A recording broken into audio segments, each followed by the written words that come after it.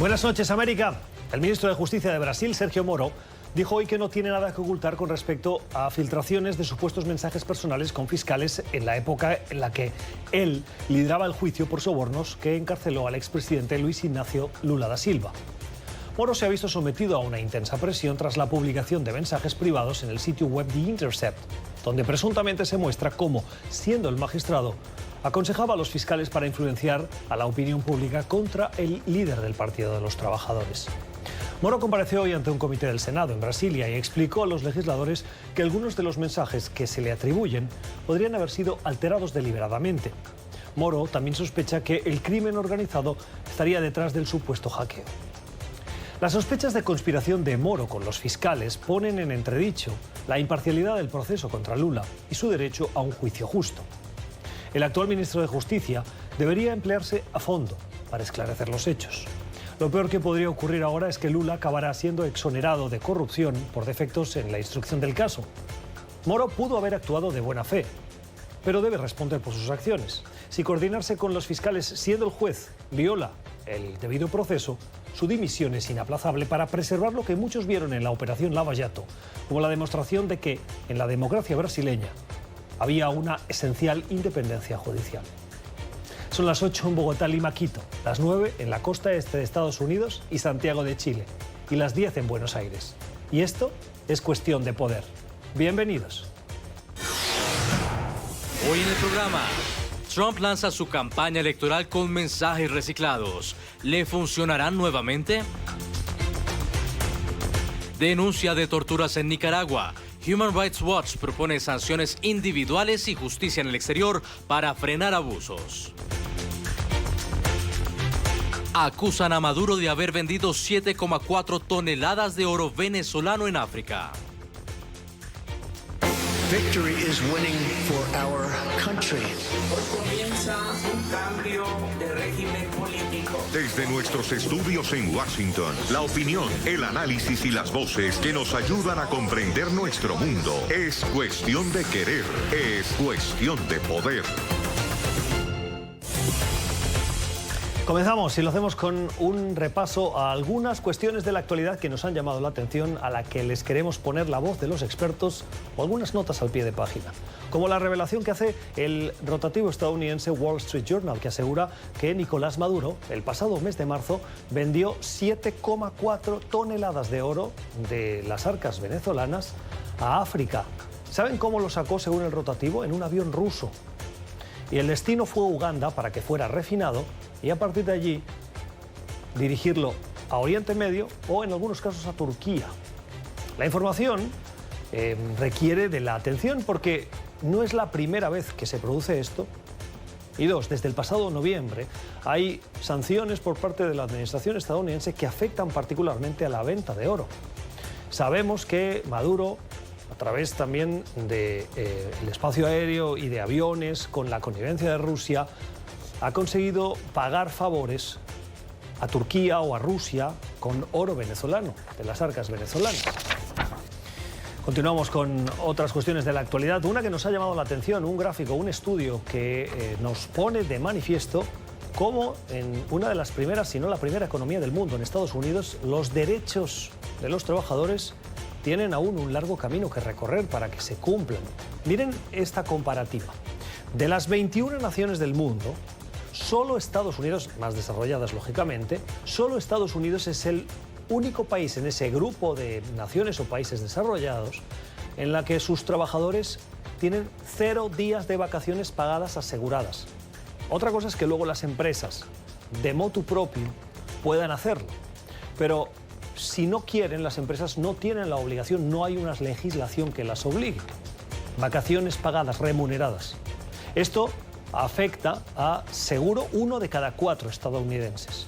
La comparativa es ciertamente interesante. El país, dentro de las economías desarrolladas, que más vacaciones pagadas de manera obligatoria ofrece a sus trabajadores es España, con 39, y a partir de ahí encontramos a Suecia, con 36, Alemania 33, Francia 31, y va disminuyendo hasta Canadá, que ofrece 19, y finalmente Estados Unidos, con 0. Un largo camino que recorrer, ¿se imaginan? no tener vacaciones pagadas, o cuando uno hace vacaciones sepa que no va a recibir un salario. Eso es lo que les pasa, como decíamos, a 1 de cada 4 estadounidenses. Y hablando de la economía estadounidense, esta semana veíamos un artículo en el Washington Post que también nos llamó la atención. Uno de los principales puntos fuertes del presidente Donald Trump, y que lo utiliza en sus explicaciones, no lo hizo ayer mucho en su lanzamiento de campaña, por cierto, pero en cualquier caso sí lo hace esta administración, es lo de lo fuerte que está la economía, con datos que no se habían visto en décadas, particularmente datos macroeconómicos, el crecimiento del Producto Interior Bruto del país, la creación de empleo, el desempleo que está en niveles históricos. Pero el artículo dice por qué la economía estadounidense se encuentra en una situación peor de la que parece. La retórica que escuchamos, las explicaciones de la administración frente a esos datos que los analistas ponen y escudriñan para decir que las cosas no van tan bien como parecen. Esta entusiasta historia está ignorando algunos problemas estructurales perturbadores que sugieren que la economía no es tan fuerte como lo dicen esos números. Bajo la superficie, los problemas persisten, incluidas las ganancias por debajo de lo que necesitan las familias para subsistir. Las desigualdades de riqueza e ingresos, un mercado de valores cada vez más nervioso, una escasez de viviendas asequibles, cuentas fiscales dañadas y un crecimiento más lento en el horizonte. Esos elementos que ponen de manifiesto que levantan las alarmas entre los expertos, entre los economistas, entre los que conocen la macroeconomía. Vamos a saludar a Moisés Naim. Moisés Naim es intelectual, es periodista, es director de Efecto Naim y acaba de publicar la novela Dos espías en Caracas. Moisés, gracias por estar con nosotros. Buenas noches. ¿Qué opinión te merece la economía estadounidense cuando leemos este artículo? De fuerte y paradójica. Fuerte porque los indicadores son muy buenos, la expansión de la economía es alta y que está creciendo la economía, está disminuyendo el desempleo, todos los indicadores son buenos. Sin embargo, hay mucha ansiedad entre los inversionistas, hay mucha sensación de que quizás esto no sea sostenible, que puede estar pasando algo en cualquier momento que eche para atrás todas las buenas noticias que le dan esta fortaleza a la economía de Estados Unidos. ¿Por qué, como dice el artículo, la creación del empleo no es un elemento, no es un indicador suficiente para hablar del éxito de la economía estadounidense? No es suficiente, pero es importantísimo que haya tanto empleo, es muy importante. Pero obviamente existen también otros factores y notablemente existe el factor de la ansiedad con respecto a la preocupación de lo que dije antes. ¿Cuán sostenible es esta situación y cuándo puede pararse súbitamente? ¿Crees que podríamos estar camino de una recesión económica? No, no necesariamente. En ese sentido yo soy optimista, a menos que haya situaciones geopolíticas que no tienen que ver con la economía, pero que puedan llevar a enfrentamientos, a sacudones, a incertidumbres de las relaciones entre las grandes potencias. Estamos viendo a Estados Unidos muy comprometido con influir sobre la situación en Irán. Los iraníes han contestado. Está el tema de Corea del Norte, están las fricciones con China. En fin, Estados Unidos en estos momentos está enfrentándose abiertamente a otros países y eso puede tener consecuencias sobre la economía, naturalmente. Es la opinión, el análisis de Moisés Naim, es periodista, es director de Efecto Naim y autor del libro Dos espías en Caracas, de reciente publicación. Moisés, gracias, feliz noche. Y terminamos con la noticia positiva, la noticia que nos ofrece el ejemplo de una mujer, una ecuatoriana que vive cerca de la frontera con Colombia. Desde el año 2018, esta mujer se dedica a transportar a venezolanos que van camino, a pie, desde Colombia hasta Perú, y lo hace en su trayecto habitual. Pero es que puede haber acogido en los últimos meses hasta 8.000 migrantes. El ejemplo de Carmen, que vive en un entorno de contradicciones económicas, de pobreza en la situación en la que se encuentra ese pueblo, pero que aún así encuentra el recurso necesario para ayudar en lo que puede a estos migrantes. Ya volvemos. Y recuerden que lo único que estos políticos corruptos entenderán es un terremoto en las urnas. Eso es lo que entenderán y lo van a ver. Lo hicimos una vez y lo haremos de nuevo. Esta vez vamos a terminar el trabajo. Con esta promesa y plenamente convencido de que obtendrá la victoria, Donald Trump hizo oficial su candidatura a las elecciones de 2020. Bajo el eslogan "Mantengamos la grandeza de Estados Unidos", el líder republicano busca asegurarse otros 4 años en la Casa Blanca. Durante su discurso en el Amway Center en Orlando, el mandatario destacó que la economía de la Unión Americana se ha convertido en la envidia del mundo, mientras acusó a los demócratas de querer destruir al país. También dejó en evidencia que el tema migratorio seguirá siendo su prioridad. Pero algo que tampoco parece que va a cambiar si Trump consigue su segundo mandato es su actitud hostil hacia la prensa. Nuevamente el presidente arremetió contra los medios de comunicación. Ask them right there. Pregúntenles ahí mismo. By the way, that is a lie. Por cierto, hay un montón de noticias falsas ahí atrás. Eso es mucho, es bastante. Trump estuvo acompañado de más de 20,000 seguidores, quienes lo consideran un líder cautivador. Sus discursos son los mejores discursos que los de cualquier otro político. Bueno, él no es en realidad un político, él es realmente cautivador. Pero no todo fue celebración.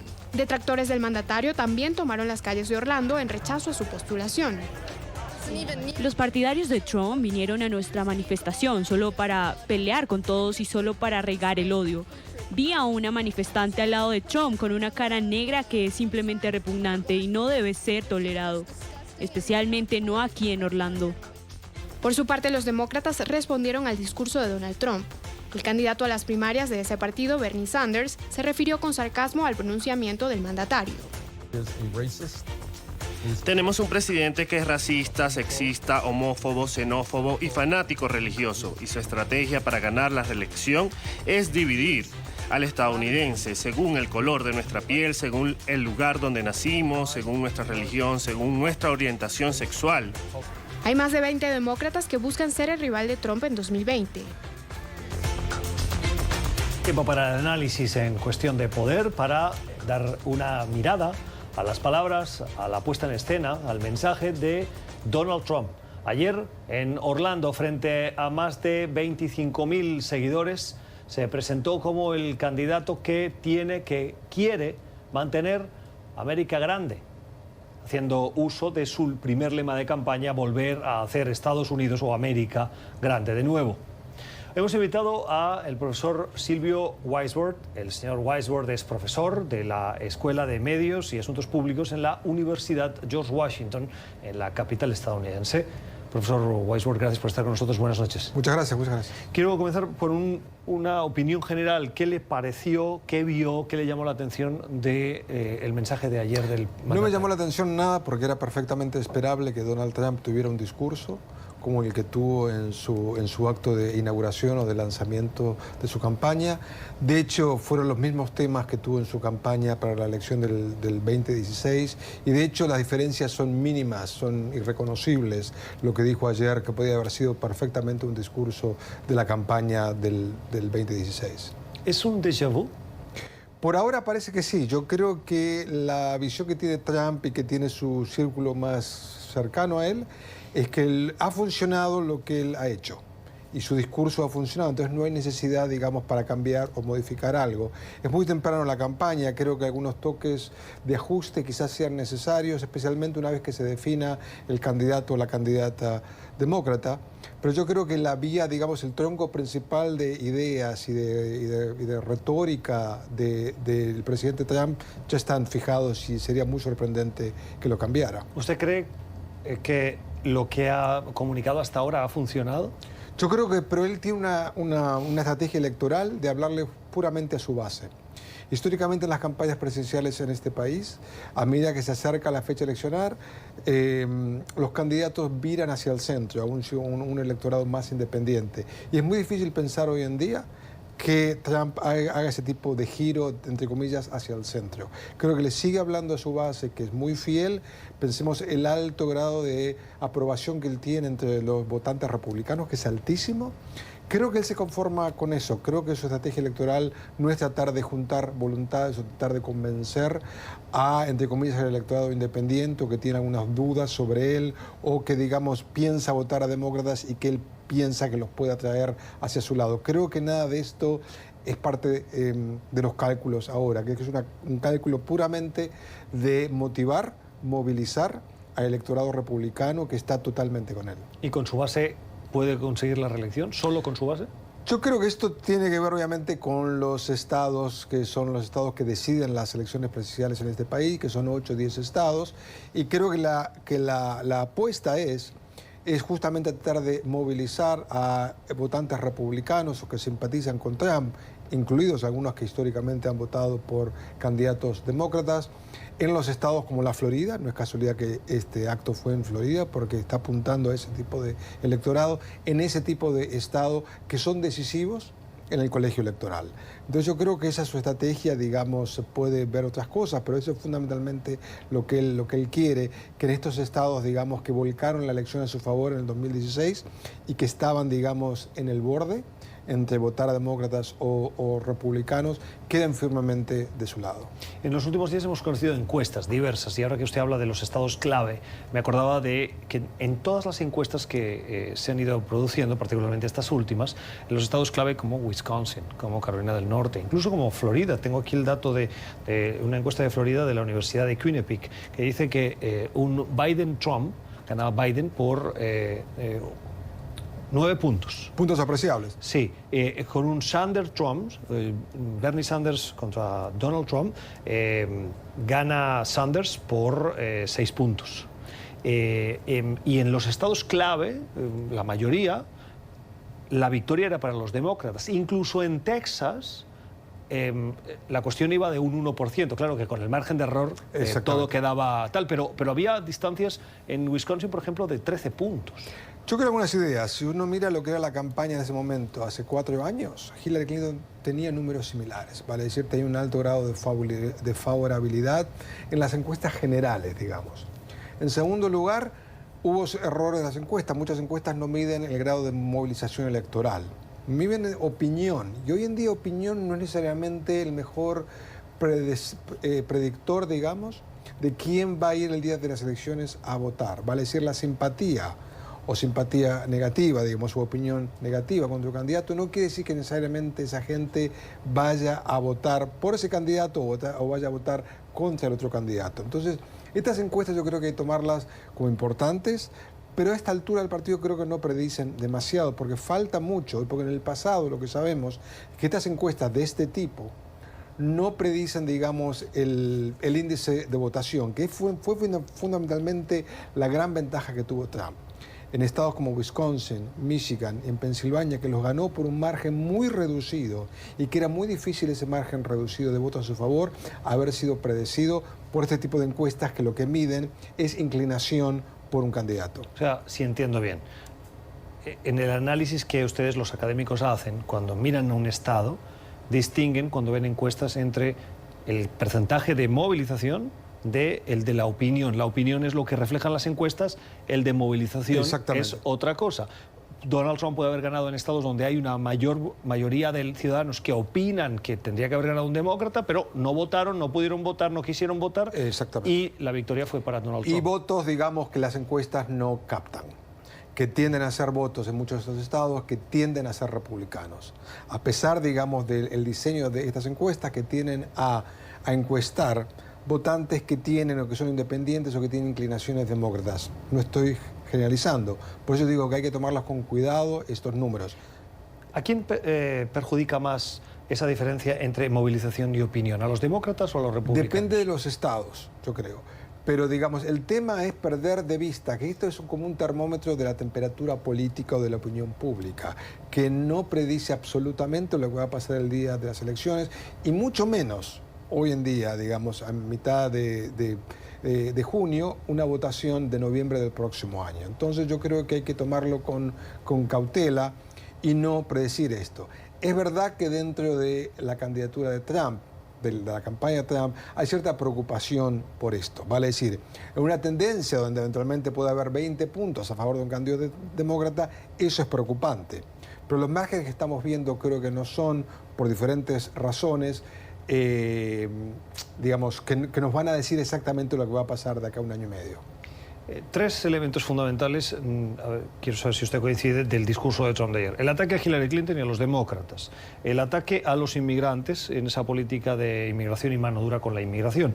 Y en tercero, el ataque a la prensa y a los medios. ¿Por qué Hillary Clinton, si es una figura del pasado que además no busca su reelección, no está en la arena pública y tampoco opina con frecuencia, y tenemos 20 candidatos y probablemente podría ser más razonable, si lo viéramos desde un espectador externo, atacar a Joe Biden o a Bernie Sanders, que son los que parece que pueden ser los candidatos? Por dos razones. Una, por lo de Hillary Clinton, porque ella todavía tiene, porque es un déjà vu, digamos, de la campaña del 2016. O sea, eso es su mal sueño. Es un discurso que va muy bien, que pega mucho con la audiencia que él tenía ahí, que todavía tiene mucha resonancia, esa, digamos, esa narrativa o las acusaciones que él ha hecho. En segundo lugar, porque él no quiere elegir al candidato demócrata todavía. Él lo que está viendo es cómo se define dentro de la candidatura, dentro de las primarias de demócratas esto, y no elegir nombrando claramente. Hizo una mención a Joe Biden, pero digamos no es que se focalizó en él como el futuro o el seguro candidato. Entonces esto creo que él va a lo seguro. Lo seguro es que en la audiencia que tenía, nombrar a Hillary Clinton va a generar estos aplausos o estos, digamos, abucheos, que es finalmente lo que el presidente Trump estaba buscando en esa alocución. Y en segundo lugar, digamos, no elegir al candidato demócrata como su rival hoy en día, porque falta mucho, digamos, para ver qué pasa dentro de la primaria demócrata.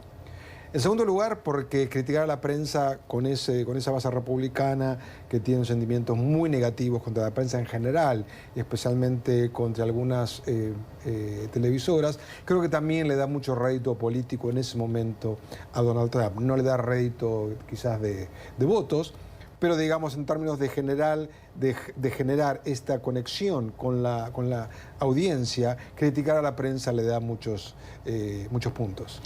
¿Por qué es eficaz para Donald Trump? Porque si lo hace es porque él lo ha comprobado y su equipo se lo ha recomendado, o así lo imaginamos, vincular demócratas con socialismo. En parte porque esto ha sido parte del discurso de Bernie Sanders, fundamentalmente, que se reivindica como socialista, y Sanders aparece, digamos, como un candidato que puntea en muchas de las encuestas.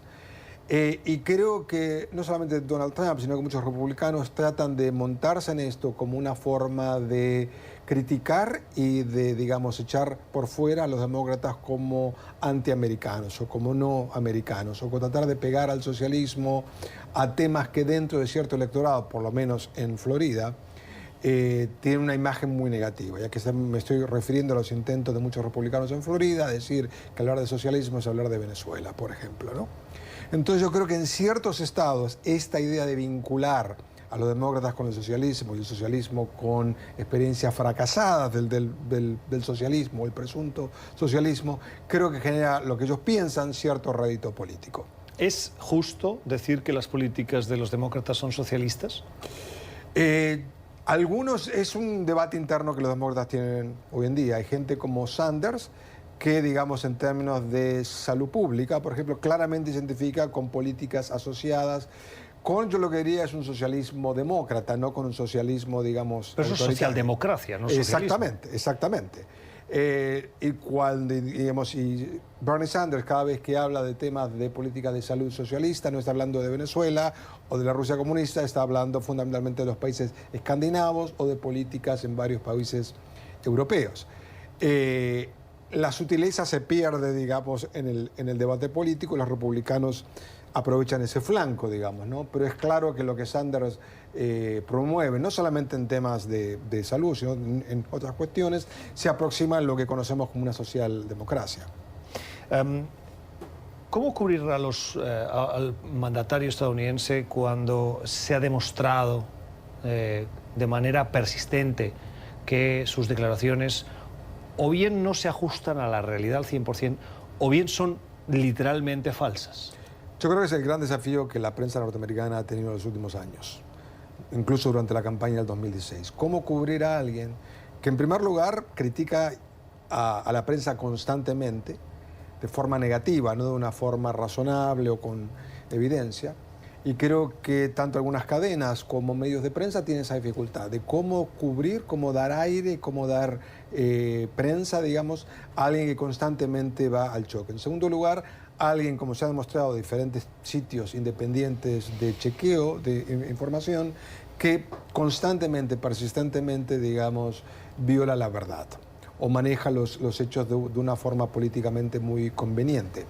Creo que la prensa norteamericana se ha posicionado por un lado en tratar de chequear esa información instantáneamente, creo con bastante efecto, en el sentido de efecto que lo han hecho bien. Eso no quiere decir que haya cambiado la voluntad o la opinión de la gente, digamos. Y en segundo lugar, creo que no saben posicionarse, y es muy difícil esto, con un presidente que constantemente va al choque, que va a la crítica hacia la prensa, con una forma de decir, ustedes lo único que hacen es criticarme a mí. Que ese discurso en el electorado republicano es muy fuerte.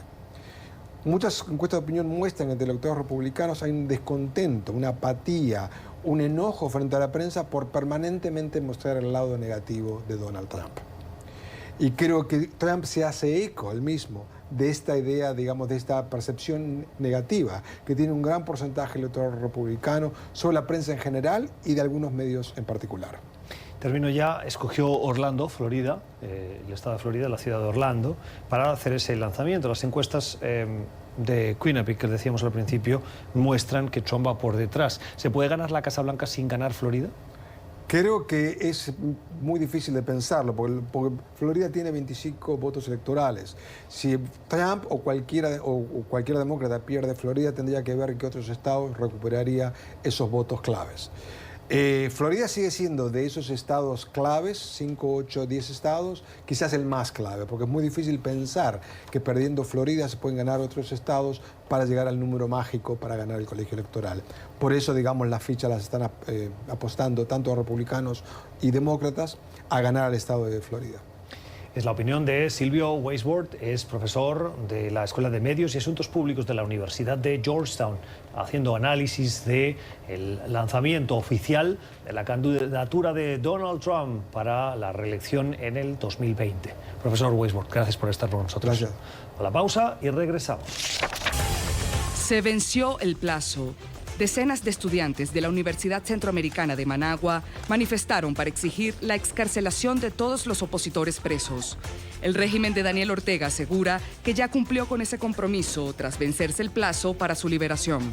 Sin embargo, la oposición denuncia que aún quedan 89 personas detenidas por participar en las protestas antigubernamentales que estallaron en abril del año pasado. Demostrar de que no tenemos miedo y no nos han callado ni nos callarán, porque yo soy libre.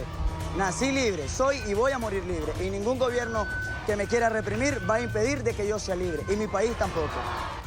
El gobierno de Nicaragua liberó a al menos 492 personas que estaban presas o en arresto domiciliario bajo una polémica ley de amnistía aprobada el 8 de junio por el Parlamento, controlado por el Frente Sandinista de Ortega. Oficialismo y oposición llegaron a ese y otros acuerdos en las negociaciones que buscan una salida a la crisis generada por las protestas que exigían la renuncia de Ortega y que dejaron un saldo de 325 muertos y 62.500 exiliados, según grupos humanitarios. El gobierno sandinista asegura que los presos que restan son delincuentes comunes, pero sus detractores señalan que hay personas detenidas por razones políticas, identificadas con nombre y apellido por la Cruz Roja. Tiempo para el análisis en cuestión de poder, para darle una mirada a la situación en Nicaragua. Hoy la organización Human Rights Watch, la ONG que defiende los derechos humanos, la sección para las Américas, ha presentado un informe que lleva el revelador título Nicaragua, sanciones individuales y justicia en el exterior son clave para frenar los abusos. El documento detalla en alrededor de 100 páginas el tipo de torturas y represión que, de manera orquestada, dice ese documento, se está llevando a cabo contra los que disienten del gobierno de Daniel Ortega y Rosario Murillo, y describe la situación en el país más próxima a la de una dictadura que a la de una democracia latinoamericana. El responsable para las Américas de esa organización es José Miguel Vivanco. Ustedes hablan hoy en ese informe de sanciones y de justicia en el exterior. ¿Sanciones a quién? Sanciones a los jerarcas del régimen, aquellos que tienen responsabilidad directa en hechos atroces, hechos aberrantes que se han cometido por parte de la policía y de unos delincuentes armados que son grupos parapoliciales que cuentan con la protección del gobierno. Esas autoridades encabezadas por el propio Daniel Ortega, que es el jefe supremo de la policía de Nicaragua, deberían responder ante la comunidad internacional. Y para eso hay mecanismos como las sanciones que permiten el congelamiento de bienes y la cancelación de visas. Hacemos allí, incorporamos un listado de aquellas autoridades que tienen principal responsabilidad en estos hechos y creemos que, aparte de Estados Unidos, tanto la Unión Europea, Canadá como las principales democracias de América Latina deben ejercer un control, una fiscalización mucho más rigurosa sobre Nicaragua. Hay que duplicar y redoblar estas sanciones para lograr mejorías en derechos humanos en ese país. De lo contrario, el régimen no va a acceder a hacer modificaciones en su conducta y va a seguir aferrado al poder y reprimiendo a quienes y persiguiendo a quienes tienen una posición crítica contra la dictadura de Nicaragua. ¿Son compatibles las sanciones con el diálogo? Perfectamente. Creemos que si va a haber alguna negociación con el régimen, debe hacerse con unos parámetros, con unos objetivos muy precisos, pero al mismo tiempo en un contexto de presión internacional fuerte. Es el único lenguaje que entiende Ortega y Murillo. Si la comunidad internacional relaja la presión internacional y se confunde o se deja engañar por la reciente liberación de un grupo importante de presos políticos que nunca contaron con un proceso justo, que fueron arbitrariamente detenidos por la dictadura de Nicaragua y que hoy día los están liberando y el régimen intenta capitalizar y mejorar su imagen a nivel internacional y precisamente evitar las sanciones, evitar las condenas, por ejemplo, en el marco de la Asamblea General próxima que se celebrará en Medellín, en Colombia, con la liberación de estos prisioneros políticos. Yo creo que es importante que la comunidad internacional esté consciente que la impunidad ha sido absoluta, que aquí ningún agente del Estado ha respondido por los más de 300 personas que fueron asesinadas, los más de 2.000 personas heridas, gravemente heridas, por parte de las fuerzas represoras y los hechos de tortura que relata este informe de 100 páginas que hemos elaborado sobre la base de visitas en el terreno a lo largo y ancho del país en Nicaragua. Le pido el detalle precisamente de esos abusos para que nuestra audiencia entienda el tipo de violaciones de derechos humanos que hoy se están produciendo en Nicaragua. ¿De qué habla ese informe? El informe da cuenta de ejecuciones extrajudiciales, asesinatos a sangre fría, a plena luz del día, por parte de policías y ampones armados, delincuentes, pandilleros que operan con licencia para matar, para secuestrar, de la propia policía de Nicaragua. Son civiles armados que actúan brutalmente, pero también los propios policías en operaciones conjuntas en distintas regiones del país, en pequeños pueblos que donde han asesinado, donde han capturado, donde incluso hay denuncias serias, creíbles, de personas que han sido desaparecidas. Los que han tenido la suerte de sobrevivir a estas ejecuciones extrajudiciales y que fueron secuestrados o detenidos por la policía o estos grupos irregulares armados, muchos de ellos han sido objeto de aberrantes abusos que incluyen violación sexual, la remoción de las uñas de los detenidos, la aplicación de choques eléctricos, golpizas brutales, incluso intentos de asfixia de los detenidos, tanto en instalaciones policiales como en recintos carcelarios. Todos estos hechos han sido cometidos con plena impunidad. El informe nuestro documenta detalladamente innumerables casos. Es producto de entrevistas a más de 75 personas, incluyendo médicos, familiares, abogados y las propias víctimas que hemos podido entrevistar en Nicaragua y también fuera de Nicaragua.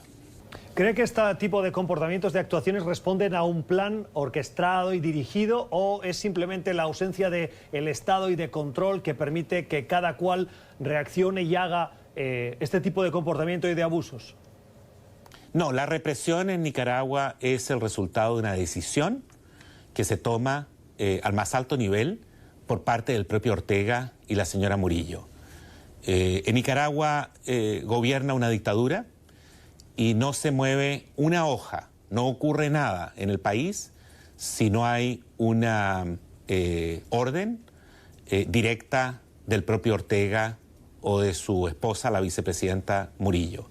Es un régimen fuertemente jerarquizado, piramidal, donde la policía responde a las necesidades de la dictadura. Acá no se trata de hechos aislados o errores o excesos cometidos por policías que actúan por su propia cuenta. De hecho, el que no haya ningún policía investigado, y que ni siquiera se ha abierto una investigación contra un policía, ni tampoco contra las intervenciones generalizadas y además plenamente documentadas de estos delincuentes armados en operaciones conjuntas con la policía, creo que es una muestra y evidencia que las brutalidades del régimen cuentan con el amparo de las autoridades políticas al más alto nivel. El Banco Central de Nicaragua daba cuenta recientemente en su último informe de la caída de la ayuda por parte de Venezuela a Nicaragua en alrededor de un 70%. Esa falta de ayuda, esa disminución de la ayuda va a generar un cierto o un mayor aislamiento de Daniel Ortega y Rosario Murillo que podría tener un impacto en su cambio de comportamiento. No lo sabemos, no lo creo. Son dos cosas distintas. El que la ayuda de Venezuela se haya reducido a Nicaragua demuestra la ruina en la que se encuentra Venezuela. Si el gobierno del dictador Maduro pudiera seguir enviando los niveles de ayuda que le enviaba hasta hace algunos años a Nicaragua, seguiría en eso.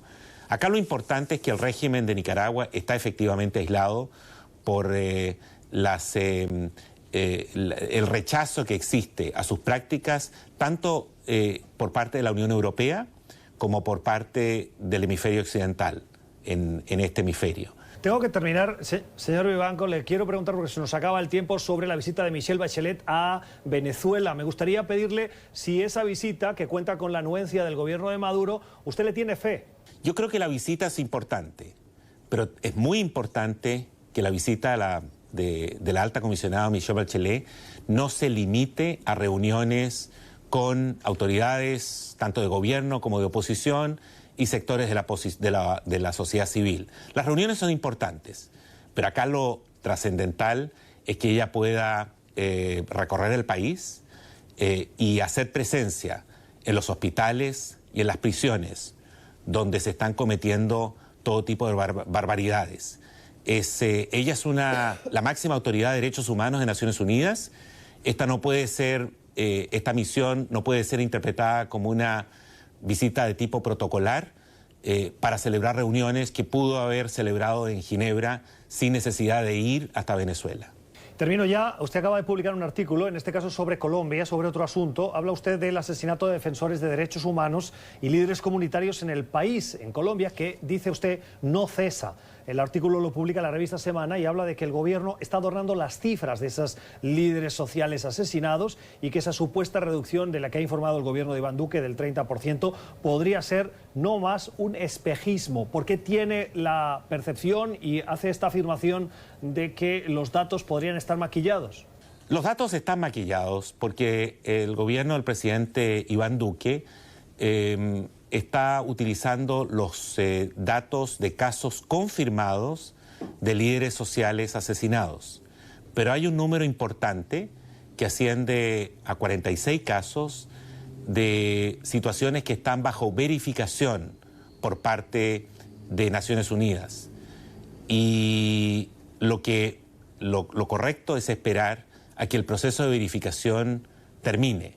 De lo contrario, lo que hace el gobierno del presidente Duque es tomar una fotografía y sobre esa base de la fotografía mostrarle al mundo que los casos confirmados son inferiores a los casos confirmados en el mismo periodo durante el gobierno anterior del presidente Juan Manuel Santos. Pero esa fotografía... Pero si no están confirmados, ¿por qué los toma usted por buenos? Pero esa fotografía da cuenta de una situación circunstancial. Hay que esperar a que la película termine, que Naciones Unidas pueda verificar o no los otros casos que son significativos, es un número muy importante de casos, que si llegan a ser confirmados por parte de Naciones Unidas, el número de líderes sociales asesinados sería similar en el mismo periodo al número de líderes sociales asesinados durante el gobierno del presidente Juan Manuel Santos. Es la opinión y el análisis de José Miguel Vivanco, es el director para las Américas de Human Rights Watch en Cuestión de Poder en NTN24. Señor Vivanco, gracias por su tiempo, siempre bienvenido en este programa. Feliz noche. Muchas gracias, muy buenas noches y gracias por invitarme. Es la opinión del responsable del informe que se ha presentado hoy y del que daba buena cuenta José Miguel Vivanco. La situación preocupante en Nicaragua, de la cual seguramente se va a hablar también la próxima semana en esa reunión de la Asamblea General de la Organización de Estados Americanos, junto con la situación en Venezuela, probablemente los dos principales problemas que hoy tiene el continente americano. Vamos a la pausa y regresamos. Tiempo para la recomendación cultural, para la recomendación que hoy nos llega desde Nueva York, de la mano de la firma de Alfonso Díaz. Alfonso, periodista de entretenimiento de NTN24. ¿Cómo estás? Muy buenas noches. ¿Qué nos propones? Hola Gustavo, mi recomendado para este fin de semana es la cuarta entrega de la saga animada de Toy Story. La película llega en formatos Real 3D, Dolby Cinema y IMAX 3D. Siendo la cuarta edición, Alfonso, ¿por qué vale la pena? Claro, la recomiendo porque es una producción para toda la familia que fue producida por Pixar Animation Studios y distribuida por Walt Disney Pictures. Esto garantiza calidad y emociones, además de lecciones importantes para los más pequeños. Además, es muy emocionante saber que regresan estos personajes amados en todo el mundo con las voces de Tom Hanks, Tim Allen y Annie Potts como Woody, Buzz Lightyear y Bo Peep respectivamente. También vuelven Blake Clark como Slinky, Kristen Schaal como Trixie y todos los demás de los films anteriores, con excepción de Don Rickles, quien falleció el año pasado. Él era el señor Papa. Y aquí va el argumento.